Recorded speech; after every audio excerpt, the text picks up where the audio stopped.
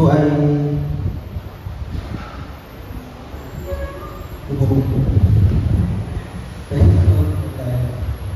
alright. Good morning po sa ating lahat. Happy Mother's Day po. Tayo po yung sala-sala ng salita ng Panginoon ay magbago po. Hindi na lang ako ng asawa ko na may kid ko lang. But I will try. I will try na i-compact itong mensahe ng Panginoon sa ating ngayong bago. You may find na yung mensahe ng bago ito ay unorthodox o hindi natin parang first time natin nabasa itong passage sa Bible ito, parang hindi natin siya ma-appreciate. But today, I was inspired by God na i-share sa atin ito so that mag-make sense yung mga bagay-bagay sa isang passage sa Bible ito. And since Mother's Day po ngayon, I'll be sharing to you 5 mothers na nabanggit sa Bible and paano ba yung buhay nila ay nagkaroon ng epekto sa pamumuhay natin ngayon. Amen. Kung may kalapit po kayong nanay, pakibati naman po ng Happy Mother's Day. Amen. Bago po tayo sa salita ng Panginoon, samahan niyo po ako sa panalangin. May request po na tumayo po tayo sa panalangin po natin. Thank you, Lord. Lord, salamat ngayon bagat ito. Kami po ay may opportunity, Panginoon, na hunig ng salita mo, Panginoon. And we just pray, O Lord, that we appreciate, Lord, yung buhay mo, Panginoon, at yung buhay ng mga kasama namin dito ngayong bagat ito. And we pray, O Lord, na magkaroon kami ng puso, Panginoon, sa pagmamahal, Panginoon, sa bawat isa, Panginoon. We pray, O Lord, that this word of yours, Lord, ay magkaroon ng bagay itong Panginoon, binabalik namin sa iyong papurit at salamat. Ngayong umagang ito, walang ibang mahayag kundi ang iyong pagkagalingan, ang iyong kalwalhatian, at ang iyong kapangyarihan sa ating mga buhay. We praise you, God. We praise you, Lord. We give you thank you, Jesus. Thank you, Jesus. Salamat po. In Jesus' name. Amen. Palakpakan po natin ang Panginoon. Thank you, Lord. Pwede na po tayo na po. So ano siya, katulad sinabi ko po, 5 nanay ang aking po bahagi sa atin. Tingnan natin paano ito sila ay mayroong pinalaman sa kung ano yung na-enjoy natin freedom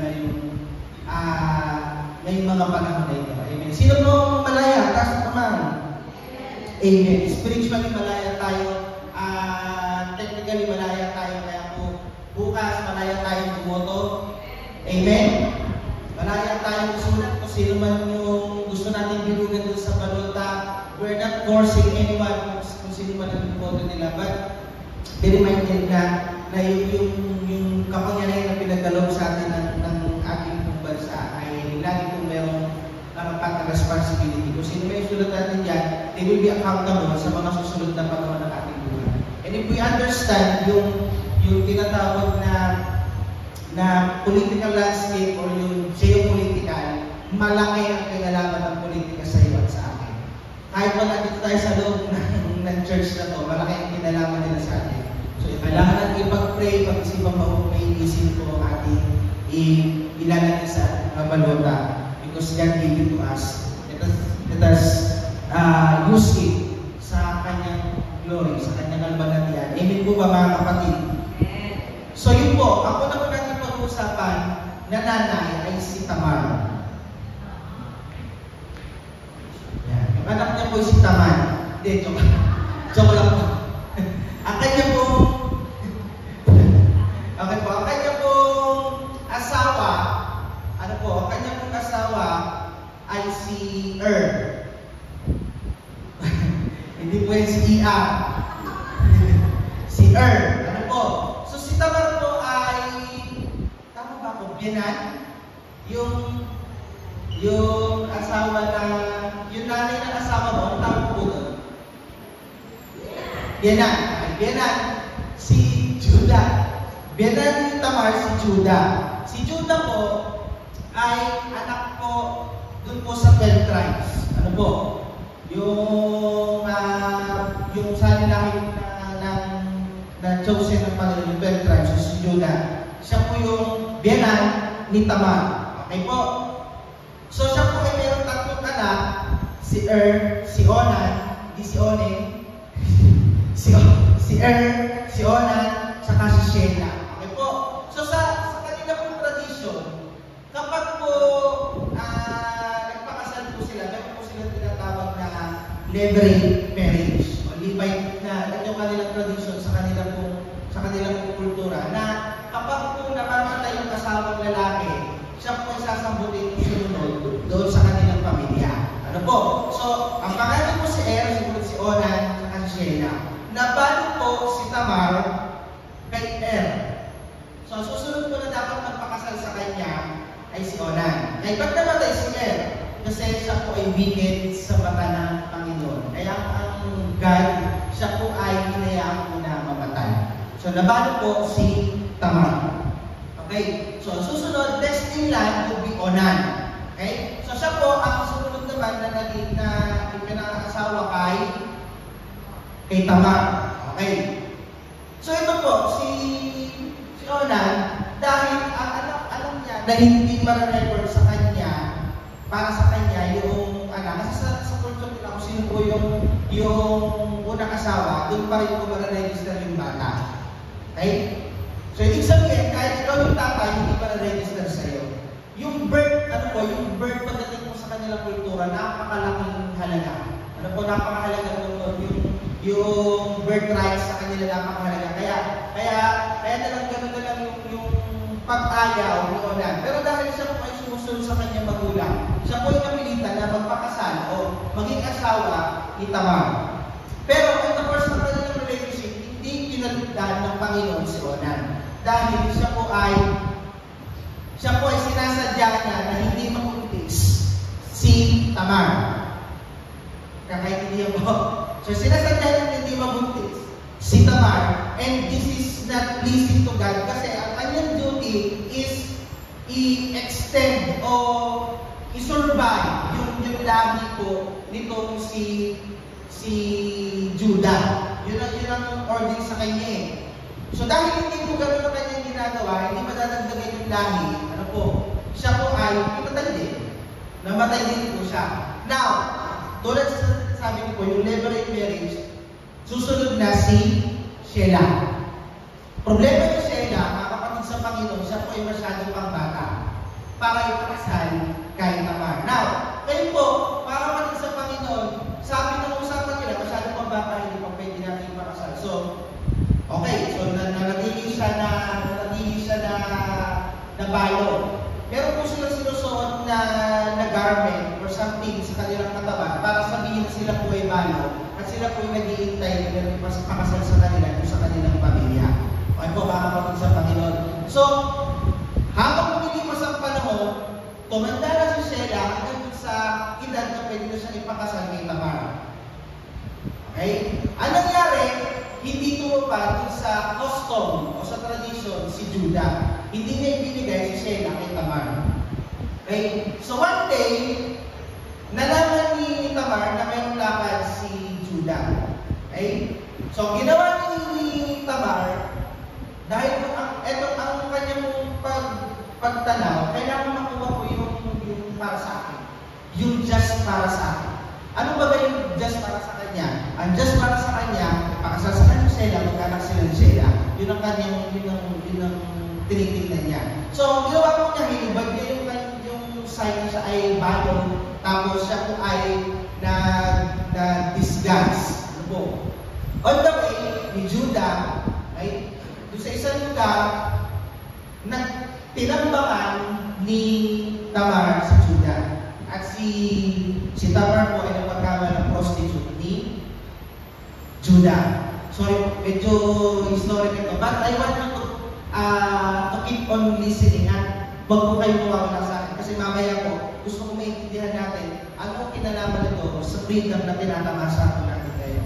So going on, nag-stay siya ng prostitute, and then, nung nag-invite sa kanya si Judah, at alam na, pwede na parang doon sa panahon natin ngayon, na nag-usap yung prostitute, tsaka yung yung magiging client nila. Okay, nag-usap sila, anong sabi ni Tamar, ano ito kaya mo sa akin? Sabi ni Judah, ibubayad ko sa isang batang kambing dun sa aking plan. Okay? So ito ang usapan nila. Sabi naman ni Tamar, anong assurance ko? Okay? Anong assurance ko na tutupad ka sa usapan natin? Hindi na kilala ni Judah si Tamar. So, ang binigay po ni Judah sa kanya, yung collateral, meron siyang collateral na binigay. Una po ay yung signet or signet, wala po pa paano may pronounce siya, you pick your own, but I will pick signet. Ano po, ito po ay, sa custom nila, ito po ay parang ring. Ito po yung ginagamit nila kapag po may mga sulat, pinang-mark po nila to. Okay? So, yun po yung gamit niya. At sa kanilang custom, yung ring na yan ay nila kinakarbon po ng pangalan or something na identity po nung may-ari. Pangalawa po, nahihingin po niya yung cord. Yung cord na to, ginagamit ko ito bilang pang-tali po doon sa ring. Ano po, bilang bracelet or pwede pong necklace. Pangatlo po, yung staff o yung tungkod po. Itong tungkod na to, ito po ay madalas meron po dito yung mga leaders po, yung mga matatanda po sa mga angkan. Ano po? Ito rin po ay mayroong naka-inscribe na pangalan. Okay, so yun yung hinihingi ni Tamar, okay, bilang collateral. So, yung istorya, nagkaroon na nangyari sa kanila, nagkaroon sila ng intercourse, and then, after 3 months, nabundis po si Tamar. Okay? So, ibig sabihin, yung lineage niya, yung kanya pong pamilya, nagkaroon ulit ng supling. Ano po?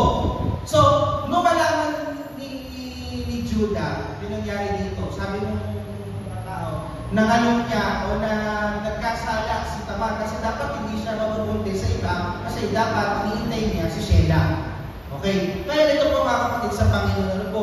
Nung nalaman po ito ni Judah, sabi po sa Genesis chapter 38, verse 24, tawag dito po, hindi ko na po mababamit lahat kasi medyo madami po ito at hindi po natin gagawin, hihimay na gusto-gusto. I'll be posting na lang siguro sa community natin yung mga verses, yung mga chapters na pwede nyo po pag-aralan para po iintindihan ninyo o baka meron pa kayong ibang mahanap doon na pwede pong magpatatag ko ng ating pananampalataya.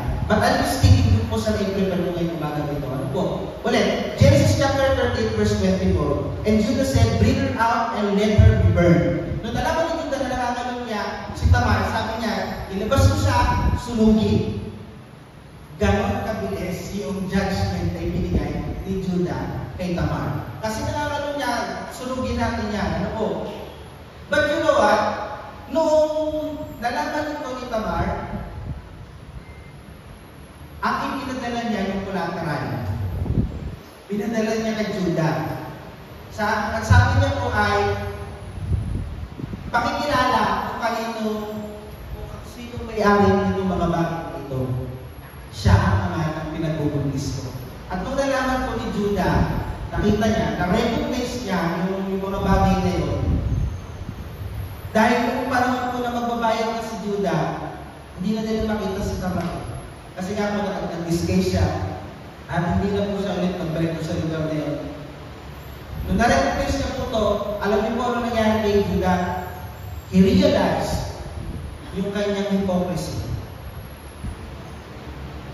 Na-realize niya, sobra pa lang yung hypocrisy niya sa kanyang katawan. Kasi bakit? Sabi po sa salita ng Panginoon na intindihan niya na mas righteous pa si Tamar kaysa sa kanya. Bakit po mga kapatid sa Panginoon? Dahil yung kanilang law, yung levirate marriage, hindi niya sinunod. Imbis na ipakasal, wala siyang ginawa.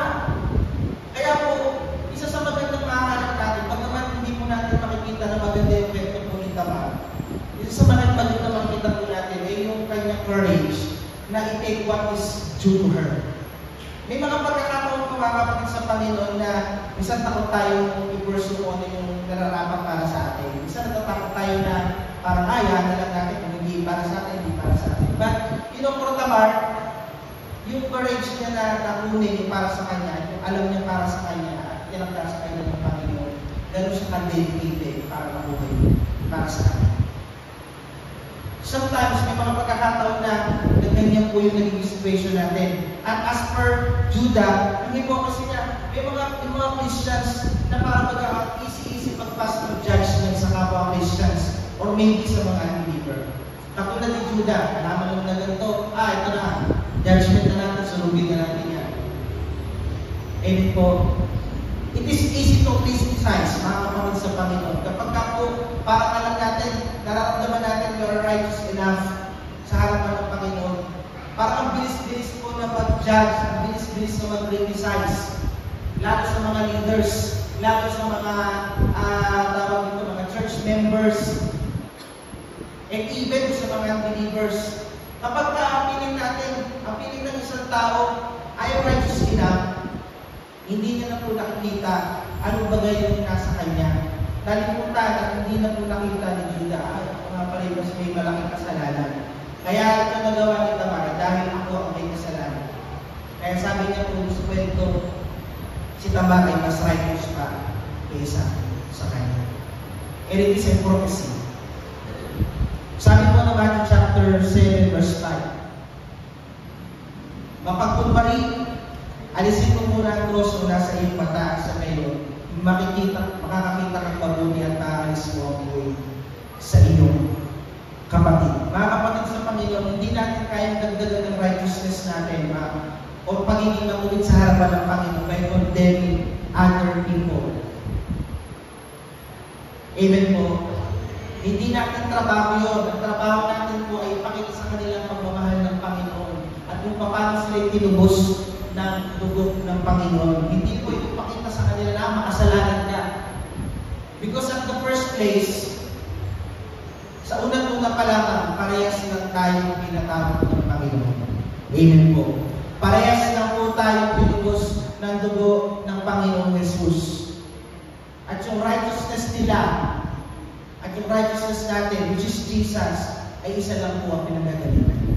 Amen po ba? Amen po ba? Sometimes, parang ang bilis-bilis mag-judge, ang bilis-bilis ibigay sa kanila, ito nangyari, itong mali, ito ganyan. Ang bilis mag-criticize. Without knowing the full context, and without knowing, without having in our mind, ako din para makasalanan. Mga kapatid sa Panginoon, let us not be too hasty sa pagbibigay ng judgment, ng pagbibigay ng criticism sa ating mga kapwa. Amen po, mga kapatid sa Panginoon. Our duty is to let them see, feel na mahal sila ng Panginoon. At kaya po natin ang Holy Spirit po ang magbigay sa kanila ng ano man ang nararapat.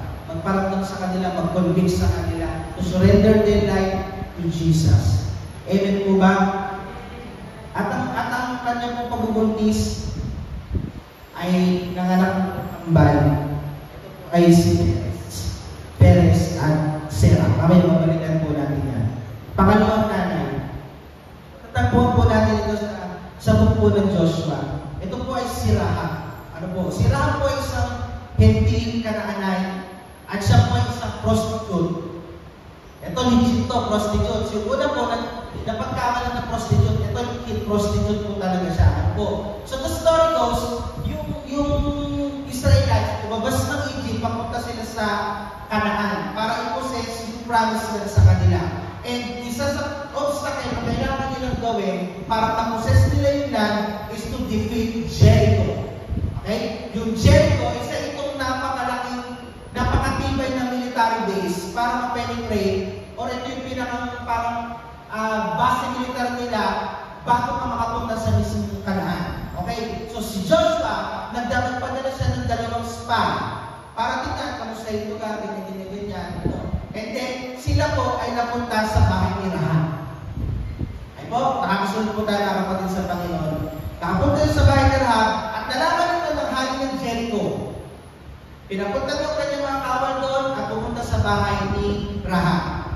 Tinanong nila, nandito ba yung dalawang dayuhan?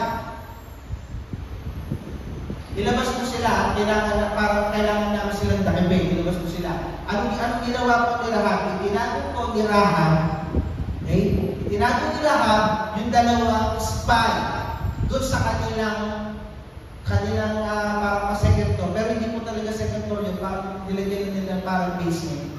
Ating yan. Ano po? So hindi po yun. Kasi explain ko rin po yung bagay na yan. Ano po? So, napakahalaga po nito pagkakataon na ito, mga kapatid sa Panginoon. Dahil ito pong act ni Rahab ay napakalaki po ang naging papel sa freedom mo ngayon. Okay? Bakit i-explain po ulit sa inyo. Ano po?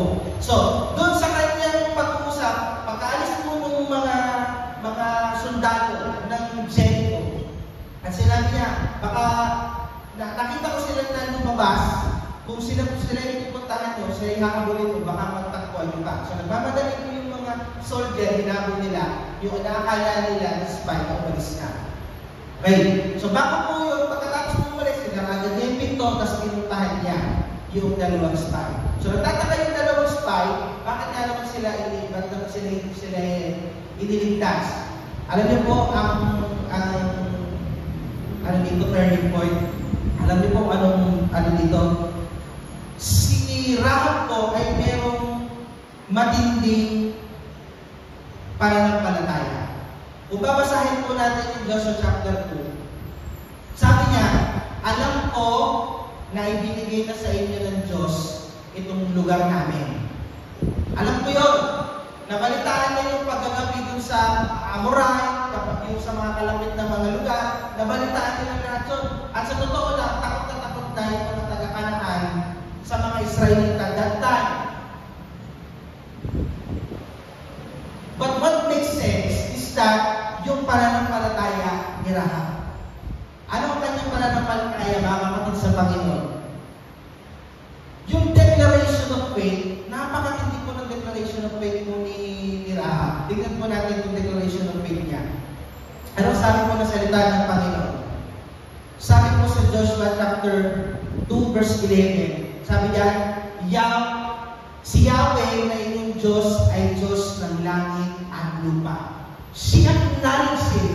Alam niya na yung Diyos ng mga taong tinulungan niya ay Diyos ng langit at lupa. And that is a declaration of faith sa kanya. You know what happened? Bago sila maghiwalay, ang sa request niya sa mga spy, pagkapabalik na kayo dito at sasakupin niyo na yung lugar namin, baka pwede niyo iligtas, spare niyo yung family.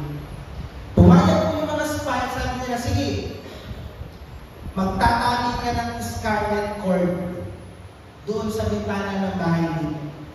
Kaya ano yung scarlet cord, mga kapatid sa Panginoon? Yan po ay, pag sinabi natin scarlet, ito po ay may kinalaman, may kahalang kulay po sa kulay ng dugo.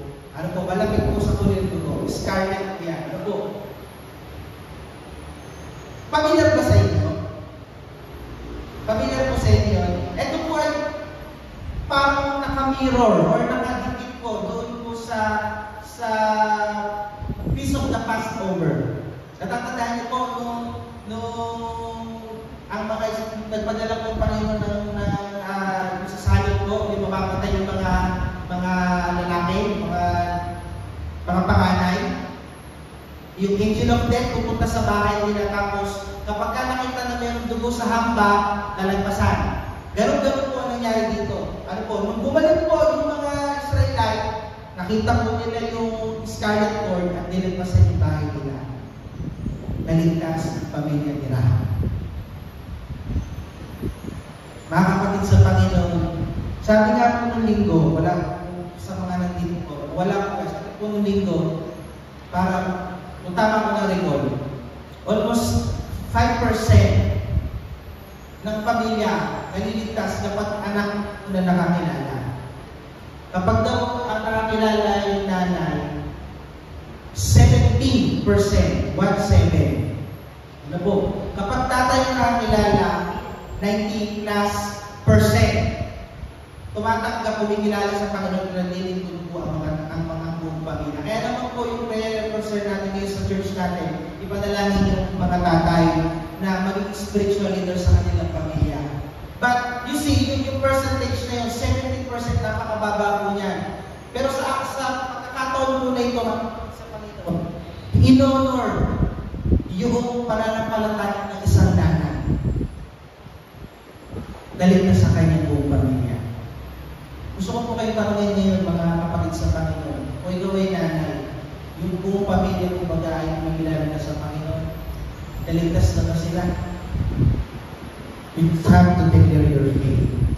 Kasi Jesus ang magliligtas ng pamilya. Sa konteksto po na pinag-uusapan natin, naligtas sila sa panalakot, sa kapahamakan, dahil sila po yung meron silang usapan ng mga Israelites. But in our context, we can put it na yung faith ng isang nanay kayang iligtas yung kanyang buong pamilya. Amen po. Eh kung meron mong panampalataya na ganito, i-honor po yan ng Panginoon. Amen. Amen. At sirahan po, para sa ulit. At sirahan po ay naging nanay ni Boaz. Si Boaz naging na lang kung bakit ka malaya. Next na nanay, si Ruth. Si Ruth po ay mababasa natin, ang makita po natin, siyempre sa book ng Ruth. Ano po? Si Ruth po ay nalilito talaga ako dun sa basta siya po ay in-law ni Naomi. Ano po? So dalawa po sila na in-law ni Naomi, siya si Orpah at saka po si Ruth. Ano po? Sila po ay galing sa isang lugar kung saan nagkaroon po ng tagutong. At doon po sa lugar na yung tagutong, namatay po lahat ng kanilang asawa. So tatlong bago po ito. Ano po mga kapatid sa Panginoon? So when the time comes na nag-decide na si Naomi na bumalik po sa Bethlehem, kasi sila po ay galing Bethlehem. So sinabihan na niya yung dalawa na bumalik na kayo sa mga nanay ninyo. Wala na kasi akong anak. Remember po yung levirate marriage? Wala na akong anak na ipapakasal sa inyo. So, pwede na kayo, malaya na kayo, bumalik na kayo sa inyong mga magulang. Ano po? Sabi ng chapter 1, verse 15 to 16, sinabi ni Naomi kay Ruth, ang bilas mo'y nagbalik na sa kanyang bayan at sa kanyang mga Diyos. Mga Diyos, ano po? Umuwi ka na rin. 16, sumagot si Ruth, huwag po ninyong hiniiwanan ko kayo. Hayaan ninyo ako sumama sa inyo. Saan man kayo pumunta, doon ako pumunta. Kung saan kayo tumira, doon din ako titira. Ang inyong bayan, magiging aking bayan, ang inyong Diyos, ang magiging aking Diyos. So, sa madalang sabi, hindi po iniwanan ni Ruth si Naomi. So, si Orpah, bumalik na. Si Naomi po ay hindi. Ano po? Paano ito nagkaroon ng significance sa pinag-uusapan natin ngayon, mga kapatid sa Panginoon? Katulad ng sinabi ko po, wala nang anak si Naomi na ipapakasal kay Ruth. But she stayed para po maging kaagapay, katulong po ni Naomi. Ano po? So, ang ginagawa po niya, nagpaalam siya sa ay nangunguha ng ani. Ano po? Ito po ay mga sa kanilang lugar po ay barn. Ano po? Sa atin po ay siguro palay ang katumbas na to. Ano po? So, sila po ay nag-aani. Siya po ay namumulot ng mga nalalaglag. Ano po? So, sa kanyang pamumulot po, mga kapatid sa Panginoon, ano po? Napunta siya sa lugar po ni Boaz. Sino nga si Boaz? Yung anak ng Palina. Okay? So, si Boaz po, siya yung may-ari ng fields. Ano po? Nakasumpong po ng favor sa mata ni Boaz si Ruth. Bakit po? Kasi ganun na lamang ang pagmamahal niya sa kanyang ilo. Sino may ilo dito? Wala tayo. May ilo naman. Paano po ba yung ilo ninyo? Paano ninyo? Paano po ba yung mga ilos ninyo? Ako po ay mas mahal ng ilo ko kaysa sa aking asawa. Sinasabi ng asawa ko pagka po nag-usap kayo, paano mas anak ka pa ng ni mama at saka ni papa? Ganun talaga sa buong buhay. Pero mga kapatid sa Panginoon, gano'n katindi yung pagmamahal ni Ruth at yung commitment niya sa kanyang ino na si Naomi, na nakasulpong po siya ng pako sa mata ni Boaz. Ano po? Ngayon, para hindi masyadong nahirapan tawag po dun sa English, gleaning. Ibig sabihin po, namumulot siya ng mga laglag. Sabi ni Boaz, magtira na rin pa maglaglag na rin daw, sadyain nyo na rin maglaglag para hindi na mahirapang mamulot si Ruth. So, ibig sabihin po nun, nakadami po siya ng kuha at yun po ay itala niya kay Naomi. So, pinag-uusapan nila kung sino yung may-ari, mga kapatid sa Panginoon, nalaman po yun ni Naomi. At si Boaz po ay na-recognize ni Naomi na isa sa mga malalapit na kamag-anak. Ay malalapit na kamag-anak. Ano po? So yung pagmamahal niya, yun po yung pagmamahal niya sa kanyang biyena. Tama na ako? Okay. Yung pagmamahal niya sa kanyang biyena, nagdulot po na mapunta siya sa kanyang sitwasyon kung saan nakasalunguhan, nakilala niya po si Boaz. Ano po? At si Boaz po ang nag-redeem sa kanila. Sila po kasi naghirap din, nagkaroon ng famine. So they are about to sell yung kanilang property. At sa kanila pong tradition, mga kapatid sa Panginoon, meron po silang tinatawag na kinsman redeemer. Okay? Yung kinsman redeemer, para hindi po mawala yung property sa kanilang pamilya, kailangan din, bago po ibenta yan, ibebenta po yan sa mga malalapit na kamag-anak. Ano po, mga kapatid sa Panginoon, sana po nakakasunod kayo para po mamaya mas ma-appreciate po natin itong mga kinukwento ko sa inyo. Ano po? So, yung kinsman redeemer, parang siyang buy or take one. So, ang sabi ni Naomi kay Ruth, bumalpuntahan mo si Boaz, tapos sabi ko sa kanya na siya yung maging kinsman redeemer natin. I-redeem niya tayo.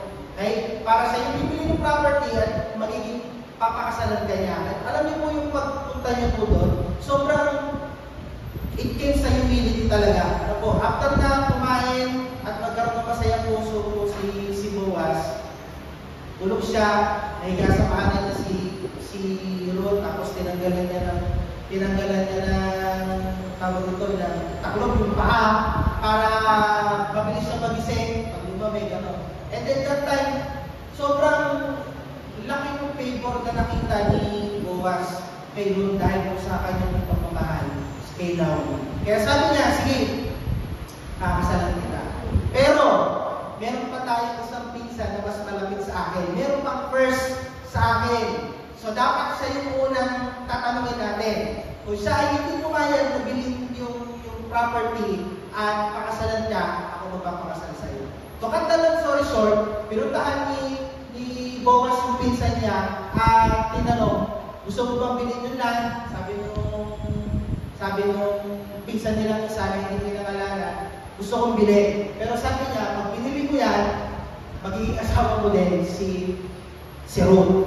So, hindi siya pumayag. Ibig sabihin, yung right na mapakasawa si Ruth, napunta na po kay Boaz. And you know what, mga kapatid sa Panginoon, tinubos nito sa pagiging mahirap, sa pagiging kaaba-aba, kawawa po, si Naomi, tsaka si Ruth. Nakatagpo siya ng pabor, mga kapatid sa Panginoon. Alam niyo po, nung kami kahapon, kami po Friday, nagkaroon kami ng pag-usap sa prayer. Mga kapatid sa Panginoon, yung pong mga lahat ng katulong sa ating mga panalangin, hindi po yan dahil tayo ay mabait. Hindi po yan dahil tayo ay maraming ginagawa sa ating mga ministry. Yan po ay dahil sa pabor lamang ng Panginoon. It is not because of you. It is because God is good and is so faithful in you. Mga kapatid sa Panginoon, naiintindihan po ba? Mga kapatid sa Panginoon, yung answered prayer po natin, hindi po yan dahil tayo ay close sa Lord. Hindi po dahil yan doon. Ano po? Dahil lang yan sa pabor ng Panginoon sa buhay mo. Amen. Taas po yung kamay na nakakatagpo ng pabor sa Panginoon. Amen. Hindi yan dahil sa atin, mga kapatid sa Panginoon. Yan ay dahil gusto kang pagpalain ng Panginoon. Hindi yan dahil sa ginagawa mo sa ministry o kung saan man. Dahil kung usapan ko ng pagiging mabuti ay tungkol lang sa answered prayer. Kung dalawa mo kayong nananalangin ng trabaho at ikaw lang binigyan ng trabaho, hindi na mabait si Lord dun sa isa. Hindi na siya tapat dun sa isa. Sa iyo lang siya tapat. And that is very wrong. Kasi kahit pa bigyan tayo ng answered prayer ng Panginoon, o maghintay tayo sa mahabang panahon, o hindi ibigay sa atin ng Panginoon, laging mabuti ang Panginoon. Amen po. Tandaan po natin na mga kapatid sa Panginoon. In this case, si Ruth ay nakatagpo lamang ng pabor sa mata ni Boaz. And that is the turning point na narinig sila sa pagiging kaawa-awa at kaaba-aba dahil po yung sa nangyaring famine sa kanilang lugar. Last, pang-apat. So si Ruth ay si Boaz po ay nagkaroon ng anak, siya si Obed. Si Obed ay kinalaman, bakit ka malaya? Explain ko mamaya. Punta tayo sa apat, si Batseba. Matatagpuan po natin ito sa 2 Samuel chapter 11. Okay. Si Batseba po mga kapatid sa Panginoon ay asawa ni Urias. Si Urias po ay soldier ni King David. Ano po? And most of the time, we see it na si King David ang nagkasala. Amen? Sa lahat po ng madalas na nakakapakinig ng salita ng Panginoon, ako mismo sabi ko, si King David talaga may kasalanan ito. Kasi ito nakita niya si Batseba, natokso siya. But you know, kung papasahin po natin yung isang book na sinulat ni Professor Kenneth Bailey. Si Professor Kenneth Bailey po ay isa sa mga teacher po sa Middle East at nakakaintindi ng struktura ng lugar ng Middle East at nakakaintindi ng norms ng Middle East. Ano po? At isang eye-opener po dito mga kapatid sa Panginoon na si Batseba talaga ang may kasalanan. You know why? Mga kapatid sa Panginoon, dahil nung time na umalis ang kanyang asawa si Urias, okay? Yung time na umalis ang asawa ng si Urias, doon niya talaga pinili na maligo. Saan? Doon, sa isang kwarto po sa tawag nila doon, kasi hindi magbayang tawag nila doon. Kwarto, sa tapat, malapit sa bintana ni King David. Bakit po alam natin na bintana ni King David yun? Kasi hindi po laging merong second floor at third floor ang bahay ng mga normal na tao sa Middle East. Yung may mga matataas na bahay, sila po yung mga prominent. And as to this story, yun yung bahay na tinutuluyan ni King David. At just in time, alam naman natin ng mga taga-Middle East, kaya po yung sila balot na balot. Yung kanilang katawan, binabalot na nila. Napakahalaga po sa kanila na hindi makita yung kanilang katawan. Kaya po, sinadya ni Batseba, sabi ni Professor Kelvin, sinadya niya na doon maligo para makita siya ni King David. Bakit ganyan si Batseba? Nakaka-turn off naman. And kasama tulad niya po ng istorya, kasala si King David. At para pagtakpan yung kanyang kasalanan, ay anong ginawa niya? Nilagay niya sa harapan si Urias. Ay sordid to. Kumbaga naman ang lalaban sa battle, tapos nilalagay ka sa harapan. Sigurado hindi ka na makakauli sa pamilya mo. And sabi nga ng storya, namatay po si Urias. Tapos ginawang concubine ni David si Batseba. At yung kanila pong pagsasama ay nagbunga ng 4 na anak. Yung papangalanan lang po natin, si Solomon saka si David. Silang dalawa ay kinalaman ang bakit ang malaya ngayon. Panguling nanay, punta tayo kay Mary. Si Mary yung nanay ni Jesus. Amen. Basahin po natin ang Matthew chapter 1. Ano yun?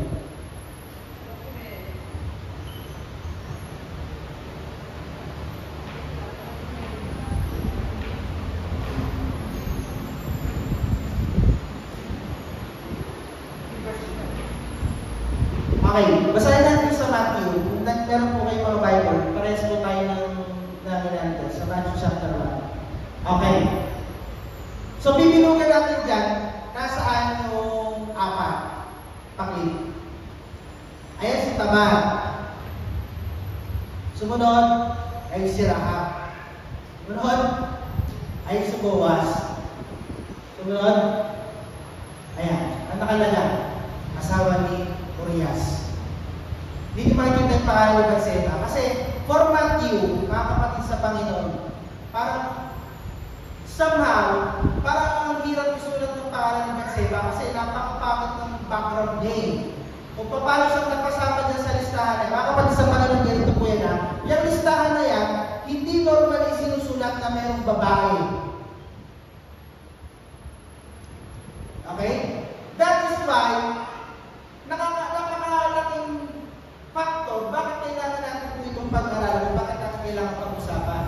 Kaya sila sinulat dyan, mga kapatid sa Panginoon, ay dahil may kinalaman sila sa freedom na tinatamasa natin ngayon. Sila po ang lineage ng ating Panginoon Jesus. Papunta kay Mary. Yan. Nandiyan na si Mary sa banda dyan, baka hindi mo nabilugan. So si Mary, okay, si Mary po, ang nanay na ni Jesus, ang pinili ng Panginoon para maging nanay ni Jesus. Ang sabi po ng prophecy, at ang tawag po kay Jesus ay Lion of Judah. Naalala niyo yung mga kapatid sa Panginoon. At least, yung kanyang pagiging royal blood, mga kapatid sa Panginoon, supposedly, dapat magagaling kay Solomon. Ang anak po ni David at Batseba ay Solomon sa Kasinita. Ano po? So, si Joseph po, na tatay ni Mary, ay galing sa lineage ni Solomon.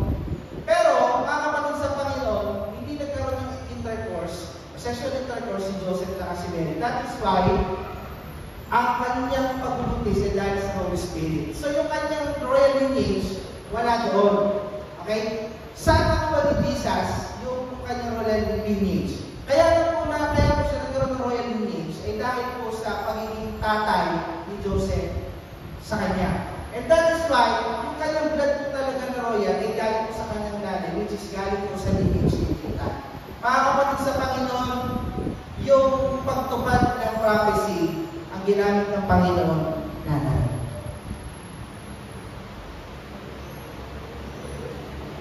Hindi ko alam kung paano po yung pinoproseso, pero sobrang nakaka-amaze dahil sa Bible, napakadalang po banggitin ng mga nanay. Pero sa pagkakataon na ito, tinatamasa po natin yung freedom, yung kalayaan na meron tayo ngayon dahil sa Panginoong Jesus. At ang pinagdaanan po niya ay isang nanay. Meron ka po bang kalapit na nanay?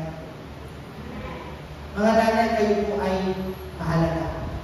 Napakahalaga niyo po sa harapan ng Panginoon. And kung mga nanay na binanggit natin, they may seem imperfect, mga kapatid sa Panginoon. Nakita natin ang kanilang buhay, isa nagpanggap, na prostitute, isa talagang prostitute, ano po, yung isa medyo matuwid. Dahil siya ay talagang nanatili sa kanyang binan. Yung isa, pinakamasaklap, sobrang saklap niya, hindi binanggit ang pangalan niya, pinangalanan lang sa asawa ni Urias. Mga kapatid sa Panginoon, these are broken people. These are broken people. Ano po? And tayo po lahat, mga kapatid sa Panginoon, at some point, tayo po yung mga broken. But that doesn't mean na tayo po hindi gagamitin ng Panginoon. Amen po. That doesn't mean na hindi magagamitin ng Panginoon sa kanyang plano. Dito po tayo magtatapos yung sa Japanese art po, meron po tinatawag ng kintsugi. Yung kintsugi po ay isang art kung saan yung mga nasirang mga pottery ay binubuo nila. Yung king, ito po ay ibig sabihin po niya ay gold. Yung tsugi po ay joinery. So, ibig sabihin po pinagsama po gold joinery. At yung mga base po na nabasa, minsan di ba parang alam natin wala na itong gamit. Pero sa kanila po, ginagawa po nila itong art. At kapag sila po ay nabuo na, mas maganda, mas kapakipakinabang, mas mahal. Katulad broken. Pero sila po ay ginamit ng Panginoon tuwad para po sa redemptive plan niya. Para ikaw at ako ay makaranas ng kalayaan dahil sa ginawa ng Panginoong Jesus sa ating buhay. Amen. They may seem imperfect. Mga nanay, mga kabataan, tingay sa akin. Yung mga parents natin, yung mga nanay natin, they may be imperfect. Marami silang magiging flaws, lalo sa mga pangalan sila, mga pangalan dito. Wala. Sa mga pangalan, yung mga pangalan, yung mga pinag-testingan eh. Pinag-testingan, okay ba yung papaluin? Okay ba yung uutin? Okay ba yung ganito? Testing era yan eh. Ano po, kaya makikita nyo, ako sa puso ko sa'yo, ba't kaya gano'n sa akin yung nanay ko? Tapos pag ginagawa ko, ginagawa ko sa mga kapatid ko. Tapos I realize, sabi ko, kasi first time nila maging parent sa akin. Hindi naman nila pa alam yun. They were imperfect at some point. And yung love nila, minsan, hindi pareha sa term natin mga kabataan. But you know what? Kahit ano pang term yung ginagamit nila, whatever term na pinapakita nila sila, mahal nila kayo. Mahal nila kayo. At ang sabi ng Bible, irespeto natin sila.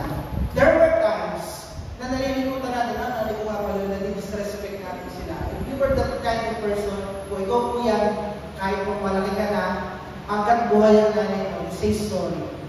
You say sorry. Kasi walang prerequisite yung sinabi ng Panginoon. Sabi ng Panginoon, irespeto mo ang magulang mo, and that is your mother. Irespeto mo sila. Kahit paano mangyari, walang prerequisite yun. Basahin yung Bible, mga kapatid sa Panginoon, mga kabataan. Walang prerequisite yun. Na kapag ka hindi mabait sa iyong nanay mo, hindi mo nare-respeto. Kailangan maging mabait muna bago i-respeto. Kailangan nagpo-provide muna bago i-respeto. Kailangan ganito muna bago i-respeto. Walang prerequisite ang respect sa nanay. You get my point, mga kapatid sa Panginoon. So you have to respect your mother. Pwede hindi sila perfecto, pwede hindi sila magaling.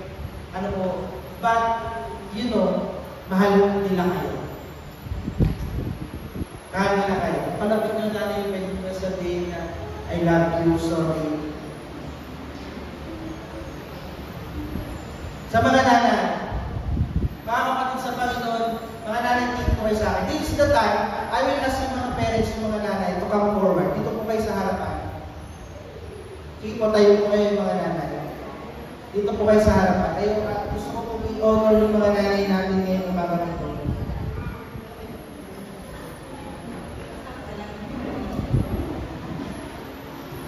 Sige po, i-approbate po natin yung guys. Sige po, dito na nga po kayo sa harapan. Tayo lang po tayo sa harapan. Harap po kayo sa kanila. Harap po kayo sa atin yung mga ano. Okay. Mga nanay, mga nanay. Mima, nana, ina, mader, mama, ima, oma, opa. Sige na, pasahan mo kung ganyan dyan. O kahit anong nagtawag mo sa nanay mo? Mother.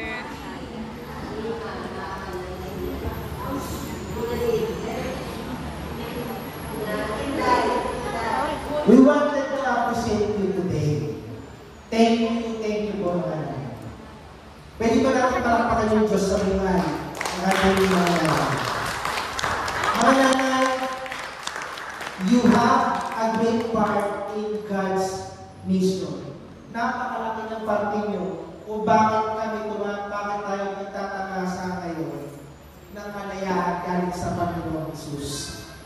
You are not left behind. Sometimes, mga nanay nararamdaman nila, parang tayo na mag-iwalay. May mga nanay na professional, pero naiiwan sa bahay, kailangan nilang alagayin yung mga anak nila. Hindi may feel na parang ako na lang yata yung naiiwan. Yung professional career ko, hindi ko na lang naan, and so on and so forth. But you know what? You are not left behind. God sees you, mga kapatid, mga nanay. Ano po? God honors your sacrifices for your family. And today, we want to honor you for doing such.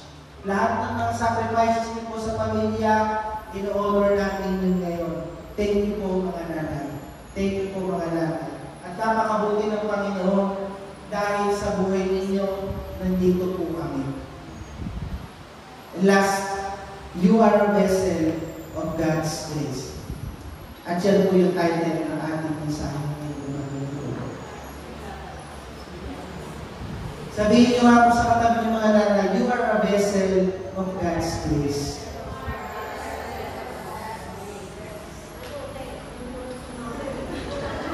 Kahit pagano,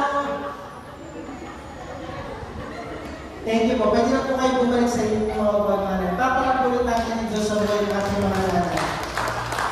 Kakapatid sa Panginoon, kahit pagano kasama ang ating po mga nangyari sa buhay natin, sila po ay ginamit ng Panginoon para pagpalain po tayo lahat. Amen? Dahil tayo nandito, ay dahil po sa ating mga nanay. Amen? And God is good to choose them na maging magulang natin. Let us always appreciate our mother. At lahat ng mga sacrifices nila sa buhay natin. They are a vessel of God's grace sa buhay natin. Tayo po ito. Pasalamatan natin ng Panginoon sa buhay ng ating mga magulang.